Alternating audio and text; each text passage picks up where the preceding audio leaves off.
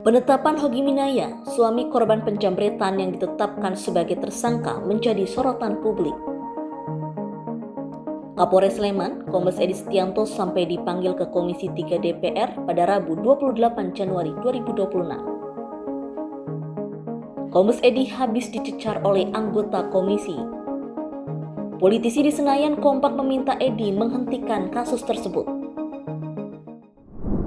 Jadi kalau kejadian sudah jelas, diurai sudah jelas, memang cukup unsur untuk dikatakan ini pidana penjamretan, dan reserse sudah bekerja, terpenuhi unsur itu, dan tersangkanya meninggal dunia, sehingga dihentikanlah kasusnya.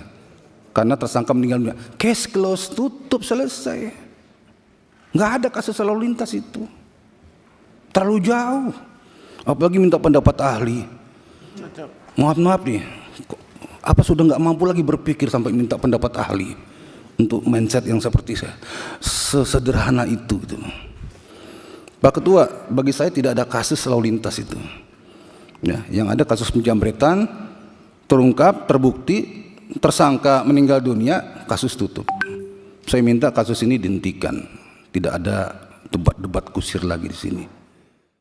Nah, sudah disampaikan oleh Pak Riwanto tadi bahwa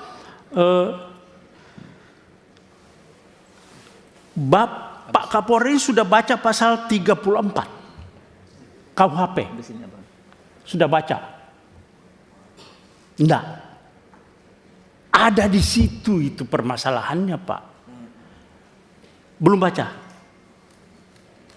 Pasal 34 KUHP yang Undang-Undang nomor 20 tahun 2000 nomor 1 tahun 2023. Pasal 34 bawa enggak? Siap, terkait restoratif justice, Bapak. Bukan, pasal 34 KUHP. Anda itu datang ke sini tentang masalah pasal-pasal, tapi Anda tidak bawa KUHP. Kalau enggak saya pinjamkan, saya bawa nih. Bawa, Bapak. Pasal 34. Saya yang baca.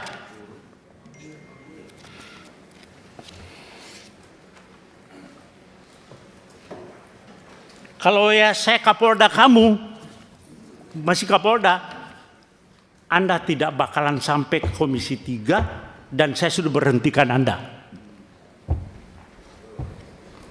Anda kok Kapolres, sudah kombes seperti itu. Bagaimana polisi ke depan? Pada kesempatan itu, di hadapan seluruh anggota Komisi 3 DPR, Kombes Edi secara terbuka meminta maaf kepada Hogi Minaya. Izin kami pada kesempatan ini mohon maaf apabila dalam penanganan kami ada yang salah. Karena kami tadi pada saat paparan kami sampaikan bahwa apa yang dirasakan saudara Hoki itu sama sebenarnya yang kami rasakan, hanya kami pada saat itu hanya mau melihat kepastian hukum, ya.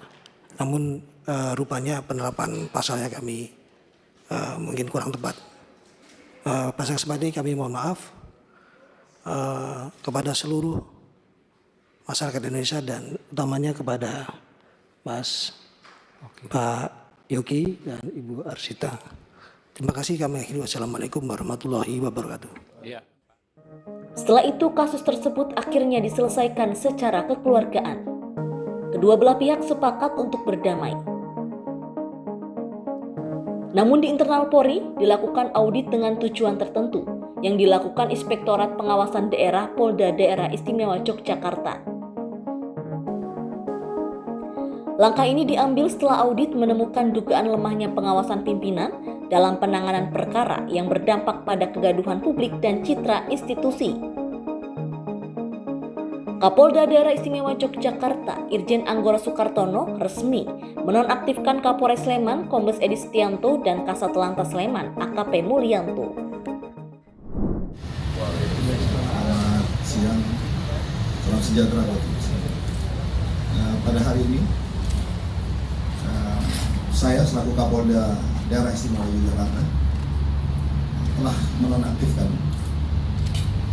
Kapolresta Sleman Kombes Pol Edi Setianto terkait dengan temuan hasil audit dengan tujuan tertentu yang dilakukan Inspektorat Daerah dipimpin langsung oleh Pak Irwasda.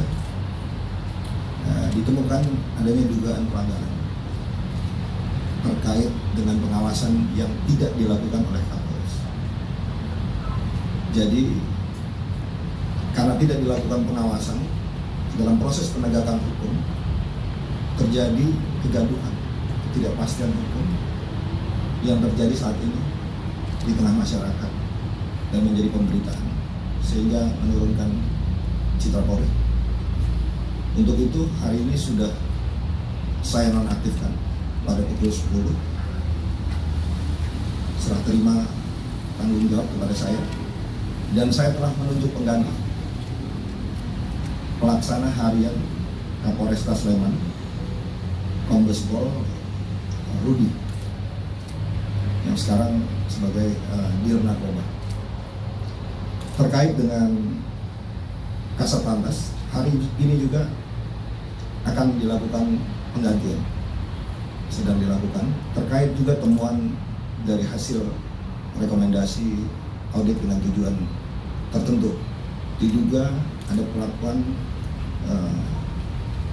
pengawasan yang tidak dilakukan oleh Kasat Lantas, sehingga dalam proses penyidikan Laka Lantas menimbulkan ketidakpastian hukum dan kegaduhan di tengah masyarakat. Itu yang perlu saya sampaikan pada kesempatan hari ini.